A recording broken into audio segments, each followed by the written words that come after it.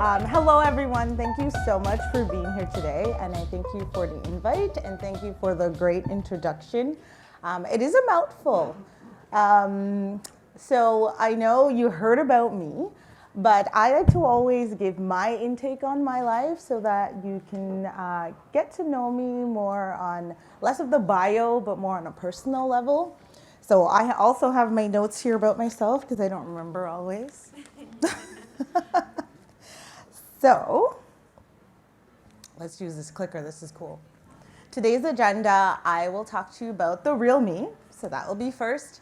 And then I will talk to you about the plan, the opportunity, the reciprocation, and a summary of what I've discussed. Okay? So this is the real me. So my name is Davene Sterling. So I was born Davene Sterling, then I got married to a man. His name is Davene Wisdom, and then I liked my name so much. I told him I need to hyphenate my name, and that's always a discussion in our home because he says, I don't know why you just can't take my last name. And I said, just listen to Sterling Wisdom. Like, how can you separate those two? You can't.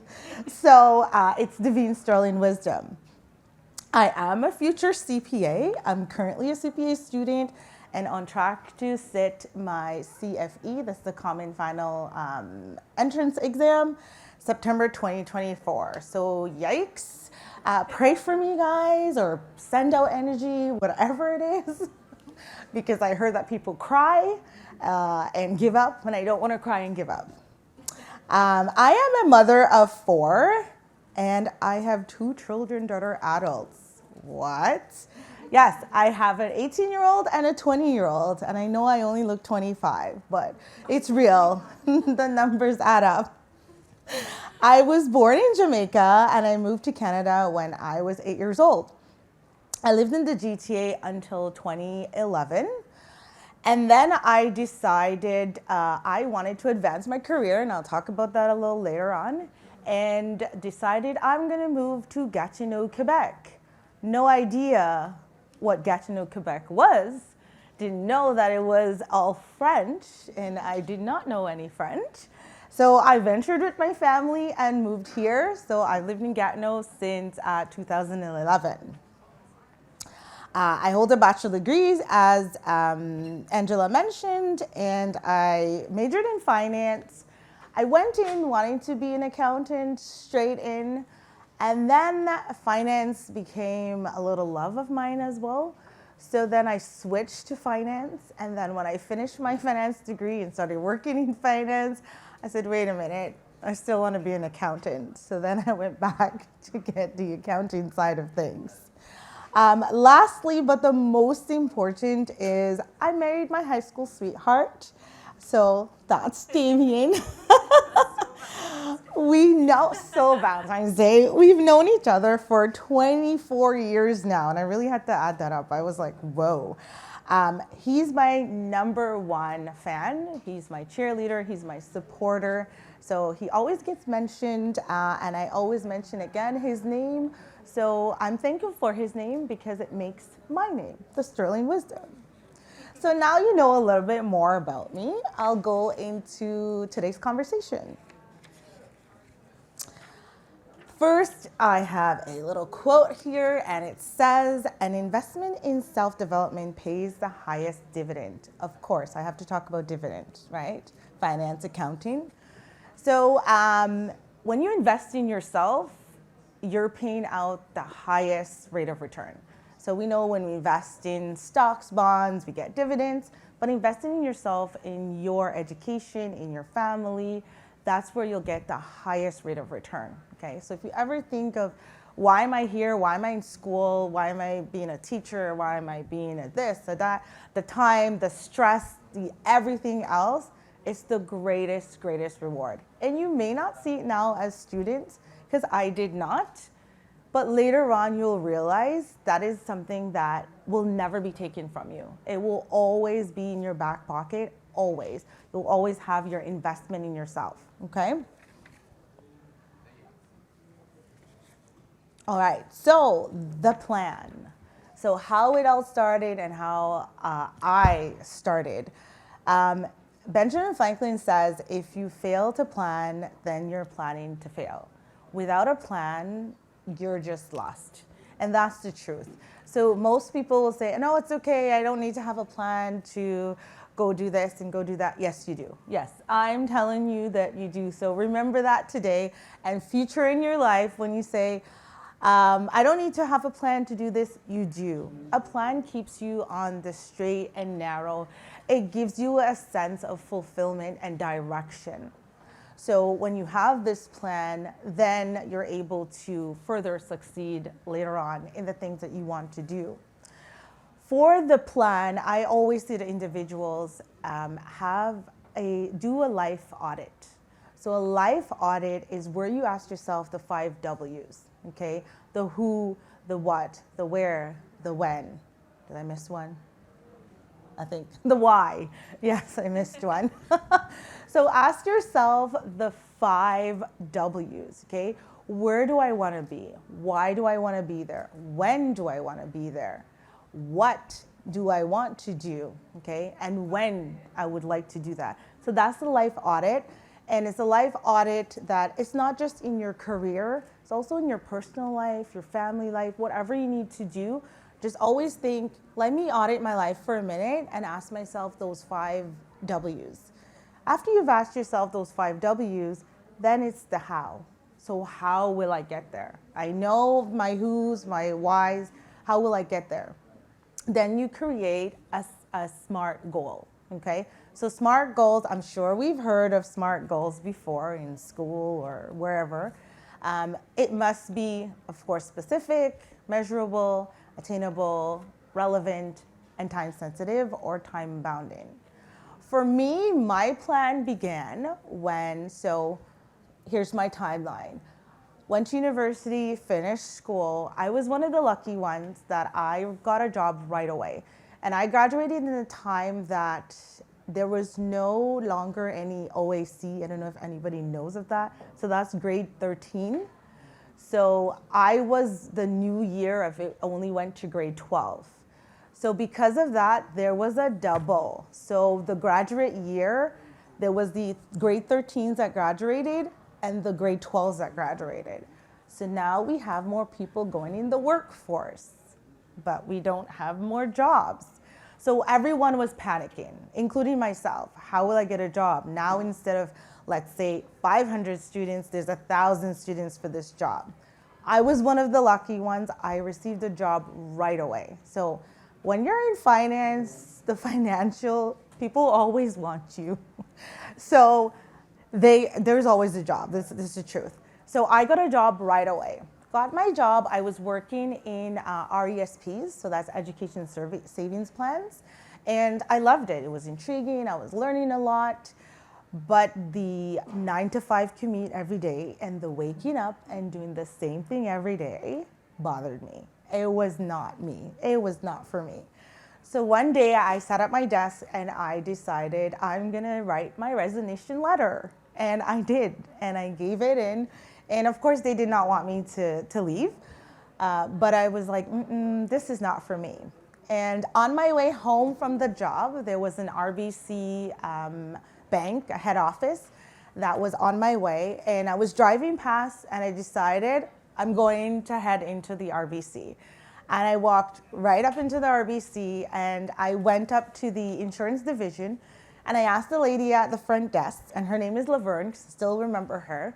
And I told her, I'm looking for a job. And she just looks at me like, who is this person just walking in here saying she's looking for a job? Like, you don't get a job like that. But I told her, yeah, I think this place is for me. I want to be in this place. So she said, well, here's what you need to do. So I submitted my resume, etc., and I needed to get some qualifications.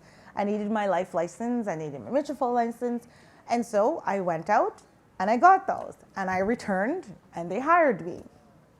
I did that job for about 2 years, and then I realized this commission life is not for me. It was sales, and it was 100% commission. So you can imagine you had to work really, really hard in order to get money to pay the bills. I did really well, but it took a lot from me. I was working 12 to 15 hours, cold calling clients, trying to sell the products. So again, I said, this is not for me. So I decided I'm gonna find another job, but was always attracted to larger companies, Fortune 500 companies. There was a Microsoft across the street from RBC. And again, I was on my way to work. I drove in the parking lot and I said, this is not for me. And I turned and I went inside the Microsoft parking lot. And I went into the front desk and there was a receptionist there. And I said to her, how did you get hired here? And she said, well, I came from an agency and it's a little complicated, etc. I said, okay. I left and I drove to an agency. And I drove to the agency and I said, well, here's my resume, I'm looking for this job. And she looked at my resume and I remember the face that she just looked at me like, this girl is not serious. Why are you looking for a job? Do you not work at RBC? And I said, yes, I do, but it's not for me. I need a job.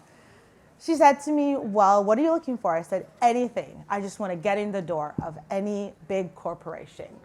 Surely enough, she called me. I got a job. I was the receptionist. So that same receptionist, unfortunately, shade, they were going to let her go. They hired me. And the day I walked in, the receptionist was at the desk. She said, hey, I remember you. What are you doing here? I said, oh, I have an interview. I said, oh, okay.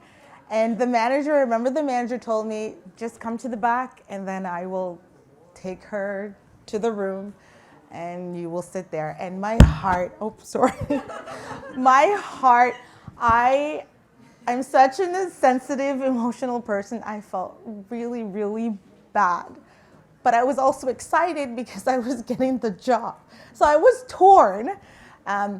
Surely enough, they took her and she was dismissed and that became my job. So I was the corporate receptionist and that's not the job I wanted, but that was my way into the company. I worked there for a couple of years and again, I sat there and I said, this is not for me. I did not find where I wanted to be. So I went to my manager and I said, is there any other positions that I can utilize my degree? The reason is I sat there, I had a plan, but I was not utilizing my degree. I had my whys, I had the hows, like what I was gonna do, but nothing was happening for me. There was no fulfillment.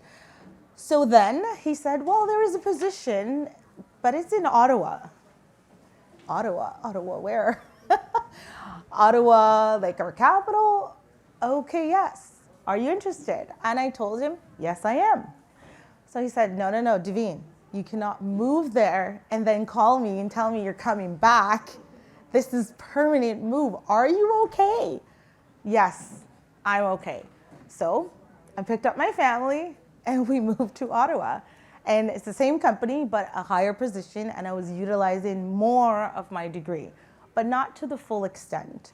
So again, I sat there and I said, I need a new plan. This is not working. Wrote down my whys, my W's, and had my long-term goal, had my short-term goal set, and then I decided it's time to make my exit. But what I gained from all of those jobs was experience. Every single job that I had before that, I appreciated it. I took everything that I can learn. At Microsoft, I was not just in finance, I was in IT. I was moved around in probably 7 different positions, but all of those taught me how to run my company today. So those experiences, I'm grateful that I had those because I took those, and now here I am, that I can run my company, and if something goes wrong with our IT or AV, hey, guess what? I remember this because I used to do this. So in all that to say, have a plan. And the plan may not go always according to what you thought. So I thought, I'll go to university, I'll graduate, I'll land a job, and I'll stay there forever and ever. Amen. And make good money. Because one thing as well, I'll say, I thought when I graduated university, I was gonna make $100K coming out the door. And then I realized my first job was only paying me $28,000. And I said, who lied to me? They lied. They told me this paper that cost me $40K was going to give me $100K. But in due time, that's what it is. In due time, you do make the money in your field. But the expectation is not right away that most of us, like myself, expected in the beginning. So needless to say, I exited Microsoft and I decided I'm going to open my own company. So now I have most of the experience that I needed to start. So once I had the experience to start, now comes the opportunity. So now I have this opportunity. I have in mind what I wanted to do. So I wanted to help individuals with everything numbers, all things numbers. So taxation, financial planning, budgeting, anything financial, I wanted to help. And again, I had gained all this experience from before. I worked in RESPs, I worked with mutual funds, I worked with segregated funds, I worked with life insurance. So this is all under the umbrella. So here I am, this is what I want to do. So the opportunity came. So for opportunity, I always take into consideration who is my network. If you are sitting alone at home in a corner and saying, I want to do this, unfortunately, it will be a little bit difficult because there's no one around you to help you. There's no one around you to learn from. You have to expand your circle. So taking up space means, you know, I'm here and you're listening to me. I'm going to take up space to give you something that you will remember. So whether it was the joke that I made, whether it was something else that resonated with you, I just took up space. Later on, we may see each other on the road or in, the grocery store, maybe at a social event. You will remember me. I just took up space in your head. And it could be 2 years from now, 3 years from now, 5 years from now. So take up space because that will give you that opportunity for your now opportunity or future opportunity. Volunteer. So volunteering your time, and I'll get to that in my next slide as well, but volunteering your time also gives you experience. So for me, when I decided let's exit that job and let's open up my firm, I needed to know how certain corporations work, especially non-for-profits. I didn't have any non-for-profit experience. So I decided I will volunteer my time of a non-for-profit. So I volunteered my time to gain that experience. So when you volunteer, you'll get that experience as well. Find a mentor, for sure. Number one, get somebody. And a mentor does not have to mean, there's this super famous person that's out there and they're my dream mentor. It could be a friend, it could be a parent. You just need someone to kind of keep you a little grounded. You can ask your questions to, you can run ideas to. So I will say that I have many mentors because I use different people in different situations. But one of my biggest supporter, and I will say is a mentor, is my husband. Because if I've had an idea, I will say to him, hey, what about this? And then he will break it down. And he's very critical at times. He will say, no, that doesn't make sense to me. Or if I explain something to him, he says, I don't understand. So how do you expect others to understand you? So find those people in your life that will help you to gain. So that's another opportunity that's there. And lastly is education. So I knew I wanted to open a CPA firm. To have a CPA firm, you need to have a CPA. So always try to increase your education, and it doesn't necessarily have to be degrees. It could be certifications, it could be just learning a course, adult learning. Lots of those things do exist, okay? So education is one thing that I always increased. So again, I had the finance degree. Then I went back to get the accounting because I knew that's where my love is the accounting. And I was telling Angela that I have other things that I like to pursue later on. So I like to teach one day. So I'll go and perhaps get a teaching degree, something of the sort. So again, but these are plans that I have. And this is the way you create opportunity. So I'm here. Hopefully I get to mingle with some of you later on. Later on, 2 years from now, 5 years from now, I may see you and we just created an opportunity that we can probably help each other or help somebody else. And after the opportunity, you have the reciprocation. So the reciprocation is always remember when you receive, then you have to give back. And when you give back, you will receive. So it's the reciprocation, I call it, because it's the circle. So donate. Donate your time, donate your finances, and donate your knowledge. For me, I donate my knowledge in my volunteer work. So in my volunteer work, I volunteer for 4 organizations. One is Shelter Movers Ottawa. So Shelter Movers is a company that moves abused women and children out of their abusive situations. And they move them for entirely free. So of course, it's a volunteer-run based organization, and we use funds from donations to help to fulfill this. What I do in that aspect, because I don't move individuals, what I do in this aspect is I help the finances. So when the donations comes in, I produce like the donation receipts to the donors. I help with organizing events and paying for them, etc. So I bring my knowledge back to the community there. So giving back to your community is very important. It brings you a sense of self-fulfillment, but it also helps your community as well. So volunteering on Black Ottawa Connect. Black Ottawa Connect is a Black-led organization that helps the Black community to see their visions and to see their goals, and becoming mentors to individuals that otherwise may feel that they cannot find a mentor that's out there. So matches individuals with like-minded people in their self. And the other volunteer work that I do as well is with the CRA and Revenu Quebec. So story time. I remember when I was graduating from university, I needed a couple of hours in our field. We needed to have numbers of hours. And I did not have an organization that I worked with. So I found one online, and it was called St. Christopher's House. I went to volunteer, was downtown Toronto, and they said, we are helping individuals to file their income taxes. Of course, taxation, like I was screaming, yes. But what struck me when I got into the organization is seeing the people around me and seeing the help that we were given in creating. A lot of these individuals were, of course, low income individuals, new immigrants, there was people that was disabled, all walks of lives that they just needed to get their income taxes done. They received benefits and credits by getting their income tax done, but otherwise maybe it was affordability or not knowing where to go to.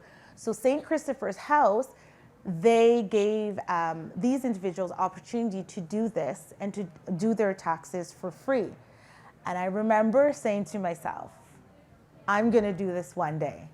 And surely enough, when I decided to open my company, I immediately started researching how do I do this. And I looked on Revenu Quebec. Revenu Quebec is for the Quebec side for taxes, and CRA, and found out how I can do this. It's been 5 years since I've been filing taxes for free. So each year, and my volunteers community is growing as well. So I have 5 volunteers, and we file over 100 taxes in our community, in our local community, for free every single year. So that is absolutely something that I'm always proud of. But when I see that reciprocation, when I give back, I don't get anything returned for doing these taxes, but in return, my company actually grows. Because people will say, who is doing these taxes for you? Who is this person? Let me research her. Let me see what she's doing. And then I turn around and I get more clients. Wow, I didn't even advertise. I'm not even advertising to these people. I'm just doing something out of the goodness of my heart. So the reciprocation, very important. And second to last is, so after we say all this nice, pretty good things, we know that setbacks always happen, okay? So one quote that I found, which I think was very interesting, is opportunities are like buses. There's always another one coming. So if you miss an opportunity, that's okay. There's always another one down. Just reevaluate, go back to the plan again and look at your plan. What is your plan? Maybe my time frame was incorrect. Maybe my why was incorrect. Maybe my when was incorrect. Just go back to the drawing board and then start again.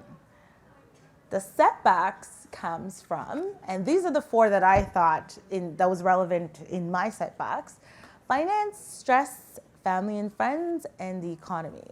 So finance, of course. I talk about all this schooling, but we know it's not cheap. It's not free.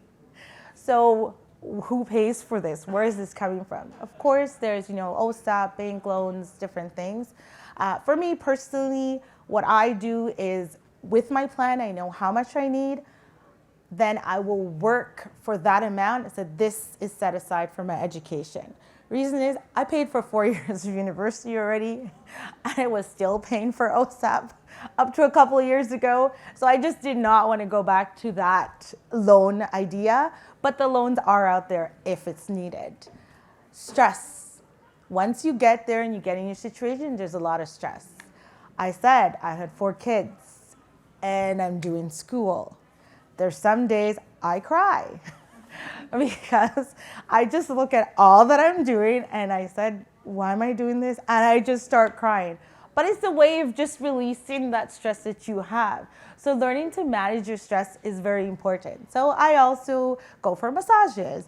I do things that are stress relievers so that your head is still in the game. If you let the stress overwhelm you, then your plan will probably become void really quickly because the stress will overwhelm you. Family and friends, oh my. So you have families that are supportive and friends that are supportive, but you also have family and friends that are not supportive. When I was leaving my job at Microsoft, my family said, what? Why would you do such a thing? Because they looked as, Microsoft, oh, such a huge company. My aunt was able to brag to others, my niece works at Microsoft, right? My mom was able to brag, she works there, yes, Microsoft, the same one on your computer. That's what I would hear all the time. So, they have a vision for you, but that is not your vision. And that was not my vision for my life to sit there for the entire time. So one of the setbacks can definitely be your family and your friends. But I always say, build and take up space, but build in silence. So you tell a certain amount of things, but not everything, because not everyone will be your number 1 fan or your biggest supporter. And lastly, the economy. So things happen around us. For me, I was doing my postgraduate certification at York University. I took the opportunity, remember we talked about opportunity. When COVID hit, we know that everything went online. Everything became virtual. So York University, it's in Toronto. So otherwise, I would have to move my family to go and do that particular program. But now that everything's online, I can go to school online. What? So I took that opportunity, went to school online. Within a couple of months, they sent an email saying that all students now must return to classes because now COVID is, starting to, and I panicked. And so did a lot of other students because a lot of us were not anywhere close to Toronto. Some of my other peers were in their home countries. Some were in India, some were in England. So we all started panicking. Are we not going to be able to finish this certification? Again, opportunity. I took it on myself to take up space. I wrote this really beautiful email. I say beautiful because it was 2 pages long to the director. And I advised that when COVID started, we were online, so we should be able to finish online. There was ulterior motives to myself because I was wondering, how will I ever finish this? But I also got other students to agree with me, and we signed a petition, and surely enough, they agreed that we can complete this online.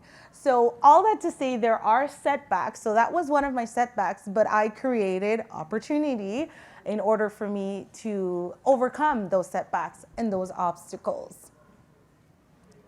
Who's last? Yes. So this is the last. So in summary, and my summary is not going to summarize everything I just said.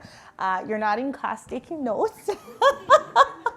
My summary is start now. Start where you are. Start with fear. Start with pain. Start with doubt. Start with what you have. Start and don't stop. You can do it. Create a plan. Create an opportunity. There will be setbacks.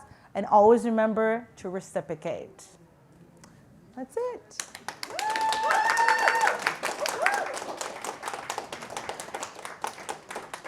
This is gonna, I don't want to blow anybody's head off. We did that before this started. So thank you so much, Davene. I think what you've demonstrated to us that you started by telling us about your family, your 4 kids, your husband. So you introduced us to love instead of money. Yes. I don't think you think of yourself as a particularly brave person. But the idea of just driving by and going, oh, there's the Royal Bank, I think I'll pop in there. But you gave us some bad news. I don't know if you guys realize this, but when you think, oh, I'll finish my diploma, my certificate, my degree at Algonquin, and then I'll be done with learning. Apparently not. Apparently you have to keep going back to school and keep learning. But it's not that she was fearless. It's just that she found what she was doing was so against how she believed in herself that she was willing to just knock on a door and ask for something else. And I'm really impressed with that. So thank you so much, Davene. We are opening it up for questions from the audience. Are they going to use this mic? Perfect. Oh, we have another mic. Excellent.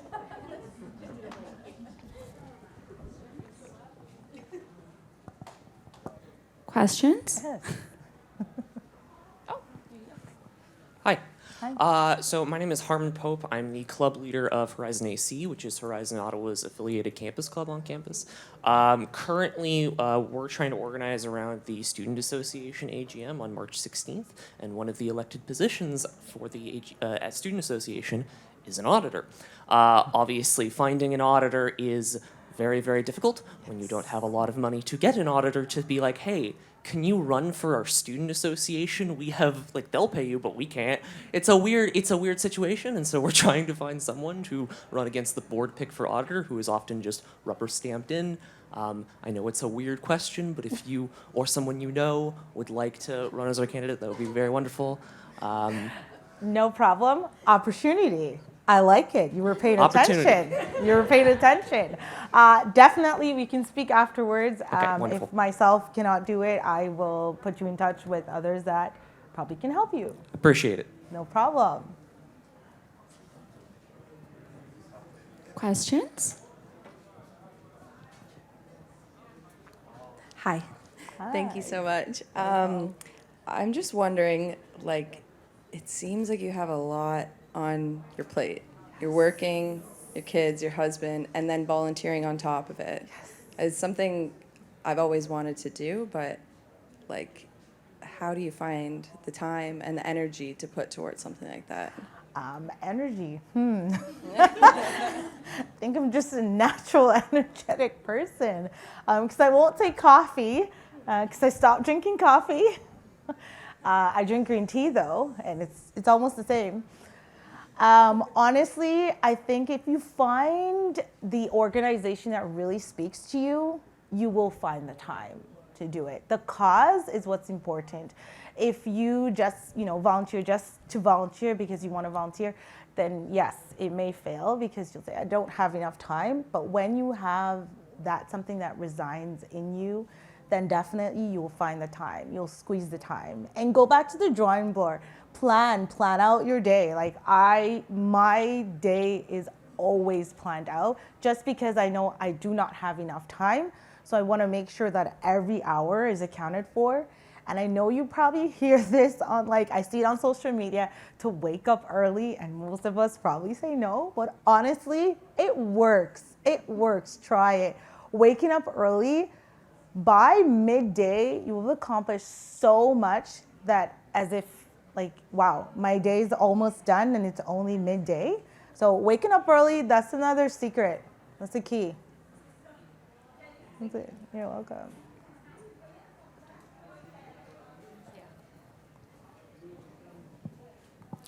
Any other questions? So, my name is Angela, and I am just like you. Like, I cannot stop, and these people, they are always like, Angela, just stop.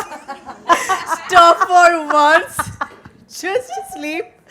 Even today, I was like, just last night, I slept for like 12 hours straight, and that happened like several months after. And I got a message from my boss, and she was like, are you on campus? I'm like, I will be in half an hour. And she was like, no, just rest and take a break. But I just wanted to ask you, like, being busy, like, I like it. It's my thing. I cannot do without it. But there are days when my body is like, no, just stop. So, but I get afraid of that. I don't know, it's like my mental thing or something, but I'm afraid of taking breaks. So do you feel that as well? I used to. So when I first started out, I felt that I could not take a break. I could not afford to take a break because there's so many things I want to accomplish, so many things I want to do. But then I realized I was in my office for long periods of times. That was not good for my family. So I went back and I said, listen, I need a balance. I need to be able to, my family sees me here, and then my work is here, my volunteer time is here. So now what I do, there's 2 times in the year that I will take a week off and there's no work. There is like, the phone is cut, internet is cut, there is nothing. If you try to communicate with me, it's a no. We don't know if she exists. We don't know what's happening. And everybody knows this. And I say that forward. My volunteer work knows this. My church community knows this. My clients know this. They will know. Say, no, you cannot contact her during this period. Because it's just time for me to rejuvenate. You have to recharge your battery, right? Especially when you're a go-go person, you have to recharge. And without that recharge, other things may lack. So whether it's my work or my family, it may lack. So giving that balance, so I take twice out of the year, you can take one, however that fits in your schedule, and do that. So I do understand the go, go, go, but it is very important to recharge, like very important. Thank you. You're welcome. I've got a question, Davene. So can you tell us more about your firm? I'm interested to learn more about what you do there and what kind of services you offer. Yes. So I offer everything finance, but I'll break it down. So taxation is number one. So taxation is my love. I love to do all sorts of taxes, so individual taxes, business taxes, that's my love there. And then we do business consulting. So individuals that would like to open up their business, they will consult with me of the things that they need to do, registering from basically the ground all the way up. So registering their business, what tax accounts they need to open, when they do register, what do they need to do. I help them with budgeting for their companies so that they have a plan in making the funds that they need. Then, of course, helping them later on to file the requirement taxes. Personal finance, I do as well. So I do consulting for personal finance, budgeting for individuals, budgeting for families. I also look at the holistic picture. If they have children, I recommend investments, so RESPs and such, or retirement. For retirement, we look at, let's say a client comes to me and they're like age 50 and say, I don't know if I have enough. We look at the plan, I sit down with them and we say, okay, how much do you need? So we do that as well for financial planning. And I do accounting, bookkeeping, and payroll as well for clients. So the holistic everything. My name is SWF Solutions, which is Sterling-Wisdom Financial, of course. You just want to hire that company. So, and then the solutions it's everything. So I did not want to say just taxation or just accounting. No, you come to me and I'm going to get you all of the solution. And I'm not the expert in all the areas, but I work with other experts. So if you're talking about investments, then I will call my investment contact and say, here is my client. And I call all my clients my babies. I said, here is one of my babies and you need to take care of them. And all of my colleagues know if I hand you over my baby and they come back crying, they're in trouble. And so they're going to be in timeout for a bit. Another question from you, Davene. I know you're not really here to talk about like the financial nitty gritty stuff, but I do have a general question. Do you have any general advice for students in terms of like their finances? Just like general financial tips for maybe struggling students who are like paying OSAP and might not have a huge budget. Yes. Any general tips? You mentioned finance, of course. Number one, students have a budget. Have a budget. It's like imperative. Have a budget. And whether, you're bringing in a little bit of income, not a lot of income, parents are funding your education, still have that budget. Write down what you actually bring in, all your revenue streams, part-time job, full-time jobs, and then knowing what your spends are. Because you'd be surprised when you look at the actual paper document and see that you spend $100 a week in Starbucks money. It will shock you, and you probably will change the way you're spending, or you realize I spend $400 in entertainment. You will find other ways of cutting down that entertainment. So I don't generally advise cut out all fun out of your budget, because then that will make you a dull person. And especially if you're Starbucks and you don't get your coffee, I don't want to sit next to you in class when you haven't had your coffee. So, but the point is just to minimize. Maybe instead of going to Starbucks twice in the day, you go once. Instead of, going out every week with your friends, you start going every other week, maybe having potlucks at each other's dorms or housing, so such like that, to cut down on the expenses that you have, so that at the end of it, you're not just relying on credit. Because when you graduate and you're now ready into the workforce, your student loans now becomes due. And you have to pay those student loans, or else they'll ruin your credit. They're very blunt like that. So if you do not have the plan of what my budget is and where I'm going and where I will be, then you will fall into trouble later on. So it's a good time to actually set. And don't think that, I have to wait till January 1st to start creating this budget, or I have to wait until, no. Start today. If you don't have a budget, start right now and say, let me look at my spends. And the great way to start is to go into your bank account and just do an audit there. Just look through your bank account. Wow, I spent a lot of money lately on this. Let's change that behavior. So that's the overall general, is definitely a budget. When you come out of school and you have your job and you have to repay your loans, do another budget. So always revisit your budget for your situation. Now you have student loans, add those student loans to there. And my advice is try to pay that student loan off as soon as possible. I know you have like unlimited years, or however many years you have, 15 I think, but no, if you can pay it off right away, do that. It will hinder you later on when you're trying to get other credits, so buying a house, getting a car, etc. That will be a large debt on your credit report, so if you can get rid of it right away, then do it. That's it. Thanks, Davene. You're welcome. Hi. Hi. I wanted to ask how, when you were starting your own firm, how you mitigated that risk both financially and psychologically, thinking, will I fail? Will I succeed? What does that mean? And then also with that, if you experience any imposter syndrome when considering this option of going out on your own after a few of your positions with companies. Yes, 100%. So fear, yes, I contemplated for a very long time if this is something I actually wanted to do.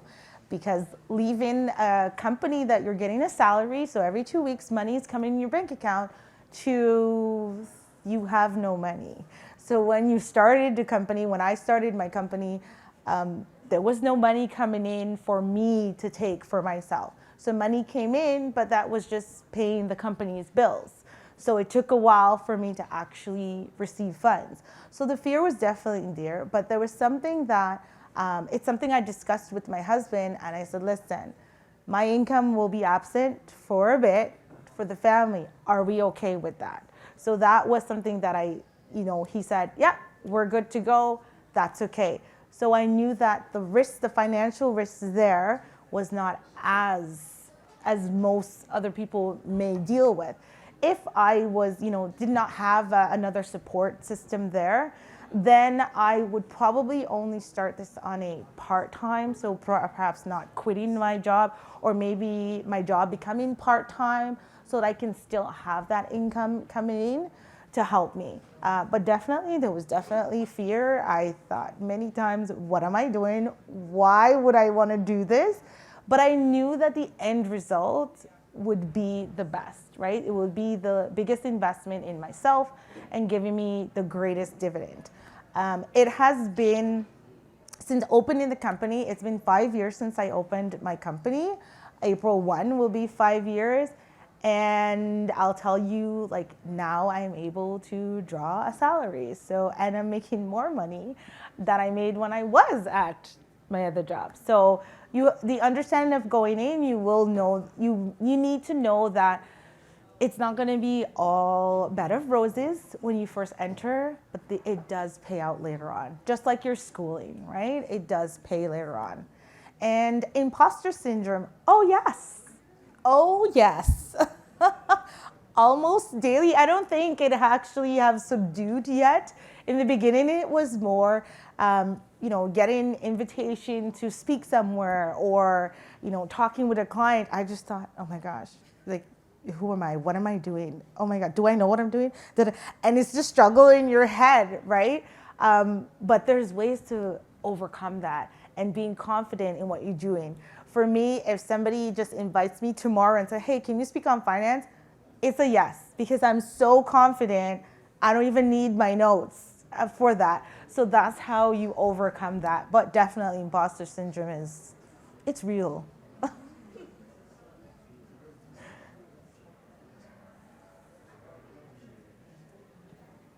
We have time for one more question if anyone has one. Hi, so I have a question about what advice would you have for business majors on the best way to gain work-relevant skills? If you cannot work a job, volunteer. So find an organization where you can volunteer and get the experience that you need. And I feel in volunteering as well, you can make the mistakes and you can ask the questions without feeling that I should know this. Because when you enter, let's say you get a job in your 3rd year in business, and let's say you're in accounting, and you start doing your accounting work, you may feel that I should not ask these questions because I'm an accounting student. But then you'll end up making mistakes and not knowing and continuing, and you graduate and you'll never figure out how that mistake happened in the first place. When you volunteer, it's more of an ease. You can ask your questions, or if you do find an organization that is able to mentor their workers. So for myself, I have a student that is in accounting, and I told the student, do not think there's any stupid question. I said, I remember being there and thinking, I should know this, right? So I should do my job. I said, no, you don't. Because theory is very different from practical. So you may know all of this through your books and you may be a great student, but when you actually started to do the work, sometimes it's a little different. So volunteer or try to find an organization that will make you feel comfortable to ask these questions.